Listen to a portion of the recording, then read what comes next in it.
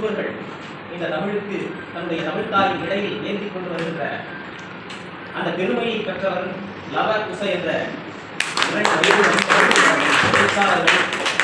அந்த பேச்சாளர்களை பெற்றெடுத்து இந்த தமிழ் நல்லுலகத்திற்கு பெருமை சேர்த்திருப்பவர் நம்முடைய போற்றுதற்குரிய அவருடைய தாய் அம்மா அவர்களை. அம்மா அவர்கள் இந்த நிகழ்ச்சியில் அவர்கள் பங்கேற்க வேண்டும் என்று சொன்னதிலிருந்து அவ்வப்போதும் தொடர்பு கொண்டு எப்பொழுது ஒருவருடைய கவிதை தலைப்பு அவர்கள் வாசிக்காமல் பல்வேறு தவறுகளை ஒரு என்ன சொல்றது செயலாளர் போல் செயல்பட்டு அந்த பிஞ்சுக்களை தமிழை தன் நெஞ்சில் ஏற்றி வைத்திருக்கின்ற நமக்கெல்லாம் பெருமையாக இருக்கிறது. இந்த வயதில் ஒரு தமிழின் பால் ஒரு ஈர்ப்பு ஆர்வம் அத்தகைய பெருமையை உருவாக்கியவர்கள் அவருடைய பெற்றோர்கள். அவர்களை கைவணங்குகிறோம். அந்த 2 இளம் கவிஞர்களை வருகிறவர்கள் என்று வரவேற்கிறோம்.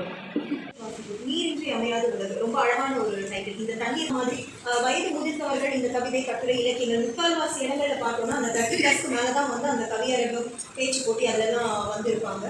அதை தாண்டி இந்த 2 குட்டி பசங்களை பார்க்குறப்போ அவ்வளோ சந்தோஷமா இருக்கு.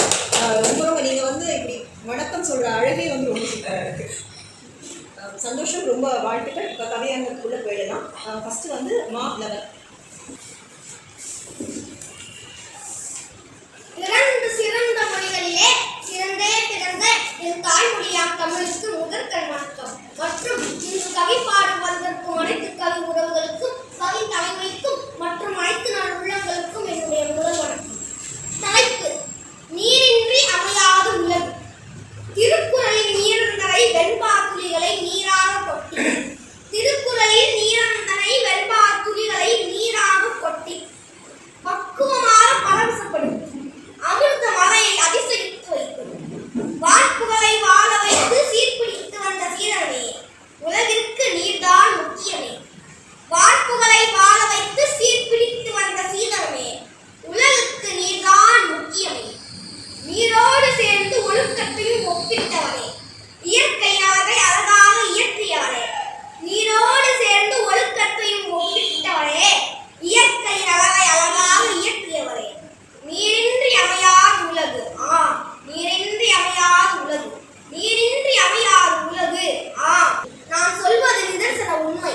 குடிநீர் இருந்தால்தான் குடித்தனம் நடத்த முடியும். நான் சொல்வது நிதர்சன உண்மை. குட்டை குளமாகி குளம் ஊரணியாகி. குட்டை குளமாகி குளம் ஊரணியாகி. ஊரணி ஏந்தலாகி ஏந்தல் தாங்கலாகி. ஊரணி ஏந்தலாகி ஏந்தல் தாங்கலாகி. தாங்கள் கரணையாகி கரணை கண்மாயாகி. கண்மா ஏரியாகி ஏரி இறுதியில் ஆறாகி. கண்மா ஏரியாகி ஏரி இறுதியில் ஆறாகி. இது எல்லாம் நீர் மேலாண்மை. இது இல்லை என்றால் நமக்கு வறுமை நிச்சயமே. இது எல்லாம் நீர் மேலாண்மை. இது இல்லை என்றால் நமக்கு வறுமை நிச்சயமே. உலகமே வற்றிடுமே கடல் கூட கரைந்திடுமே. உலகமே வற்றிடுமே கடல் கூட கரைந்திடுமே. மானிடமே கே உறக்க சொல்கிறேன் கே. நீரின்றி அமையாது உலகு, இதை புரிந்து கொண்டு பழகு. நீரின்றி அமையாது உலகு, இதை புரிந்து கொண்டு பழகு. எனது சொந்த படைப்பில் ஏதேனும் பிழை இருந்தால் தயவு கூர்ந்து பொருள்களுக்கு என்று கூறி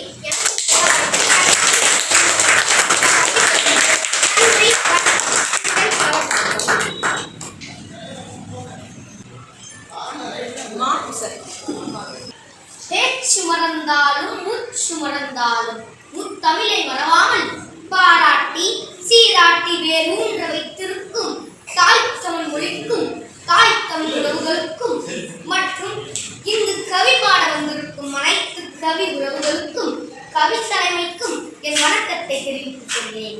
தலைப்பு: நீரின்றி அமையாது உள்ளது.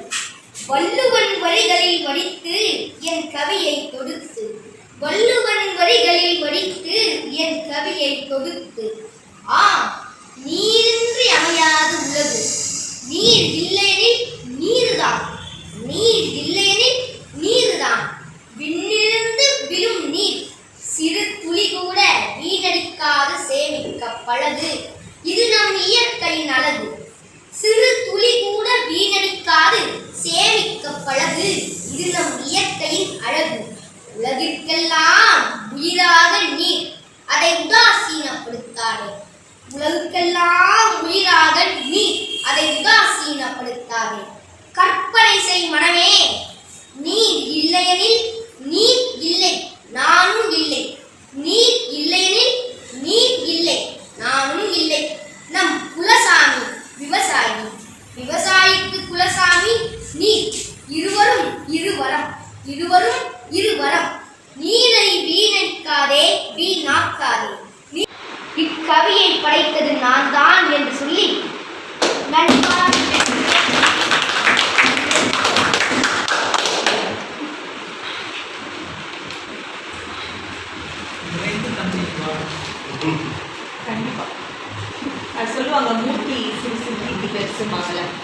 மாதிரி தான் ரொம்ப அருமையாக இருந்தது. இப்போ உள்ள பிள்ளைங்க எல்லாருமே வந்து எனக்கு இங்கிலீஷ் தெரியும், தமிழ் தெரியாது அப்படிங்கிறத வந்து ரொம்ப பெருமையாக சொல்லிக்கிறாங்க.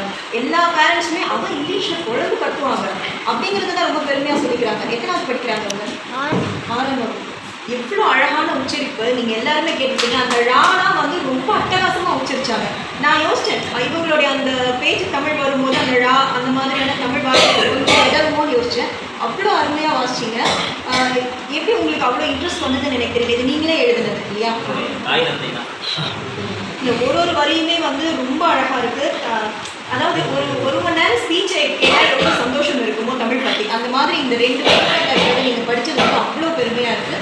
ரொம்ப சந்தோஷம். தொடர்ந்து இந்த மாதிரி பணிகளுக்கு வந்து ஊக்கப்படுவாங்க. நிச்சயமாக அவங்க ரொம்ப பெரிய ஒரு ஸ்டேஜுக்கு வருவாங்க. ரொம்ப சந்தோஷமாக இருக்குது.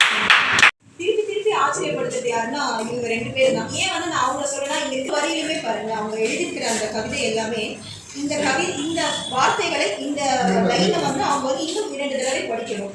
ஸோ அவங்களுடைய அந்த உச்சரிப்பு அதை 2 தடவை 3 தடவையும் சொல்லும் போது அவங்களுடைய உத்வேகம் உடல் மொழி எந்த இடத்துல வெள்ள தூக்கணும் எந்த இடத்துல வெள்ள கீழ் இறக்கணும் அப்படின்றத வந்து அவங்க ரொம்ப அழகாக பண்ணாங்க.